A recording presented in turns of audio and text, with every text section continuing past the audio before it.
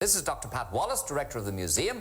You'll remember that I promised you from time to time, that is to say occasionally, we'd ask Dr. Pat Wallace to come along and show us what's on show, as it were, in the museum at the moment. Just because the museum, I'm convinced, is a place that a great number of Irish people have never bothered to visit. Hands up everybody in the audience who has ever been to the museum. Hands up. Ever, I said, who has ever been. All of you.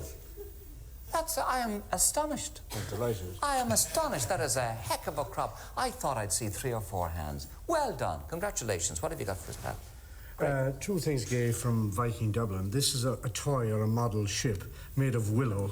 You can imagine a kid 1,000 years ago playing with that on the verge of the Liffey or the Puddle on the banks of the river. But the important thing about it is, it's not just a toy, it is also a replica of an ocean-going merchant ship of, say, the year 1000. But this is 1,000 years old. No doubt about that. What I'm holding is 1,000 years old. Yes. And it was a toy ship. Yeah. And the implications of it are what? That it's a copy, rather like, if I might use the expression, a dinky toy copies a Rolls-Royce or a Jaguar or whatever now. Well, similarly, a toy maker or a parent or a craftsman at that time replicated the mode of transport which he would have been looking at a full size on the shore of the river. How far down was that found? That's Winetavern Street, and that's fairly deep down. So underground, that would be about 12 feet under the road as you now have it. But then, of course, this was a shipbuilding centre at that time. It was, and we have no proof of that because a ship has been identified in Danish waters as having been made in Dublin at the year 1050 or thereabouts.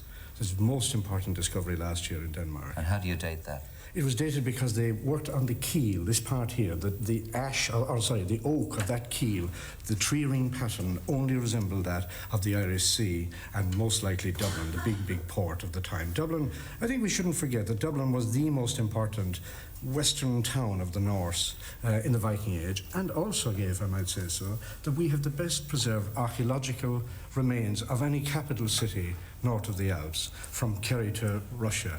We underrate Dublin, I think, in its antiquity. But some little lad 1,000 years ago played with that. Somebody made that for him and he played with it. Yes. Dear, oh dear.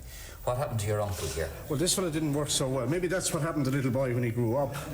Actually, it isn't, because this was found at a lower level in our excavations. This is from Fishamble Street, part of Wood Quay. And as you can see there, the skull has been split with, sheared off with an axe, and there are 3 blows. Obviously, any one of those blows... See that? It's actually sheared off. Yeah. Sheared off there, right down, and presume... The section looks like arrow there, at the, you know, if you remember the bar of arrow. This is not a fiberglass reproduction or something, is it? This is actually... No, it's a genuine thing. This is the genuine thing? Yeah. Isn't it... how old is it?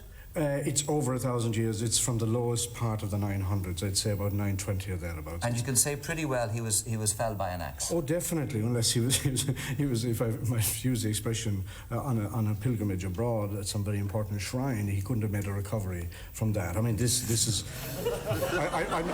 I'm trying not to use a place name, as you can see. Indeed, quite, yes. It took more than an Asprov to recover from that sort of thing. Oh, God, that was a terrible blow. Yeah. Oh, yes, Isn't it fascinating that the teeth are still... I mean, there's fellas walking around in Ireland today with less good teeth than that. Oh, yeah. You know, they could well do it. Yeah. I didn't realise they lasted that long. Well, the enamel is very well preserved on the teeth there. You can see that tooth, there would have been pain there, because that tooth actually issues out through the top of the gum bone, or whatever that, the upper jaw. Well, they would have eaten a kind of a porridge that would have had grits in it from millstone. They hadn't got any dental floss around then, I suppose. Certainly not. Yes, the teeth are remarkably flat. They are, yes, yeah. Why is that? Because the diet was fairly balanced, I suppose, in a way, and it certainly would have been an absence of the sugars and that we use to excess perhaps in our time now. And there's no nicotine stains, obviously. No, indeed, they weren't smoking fags right at all.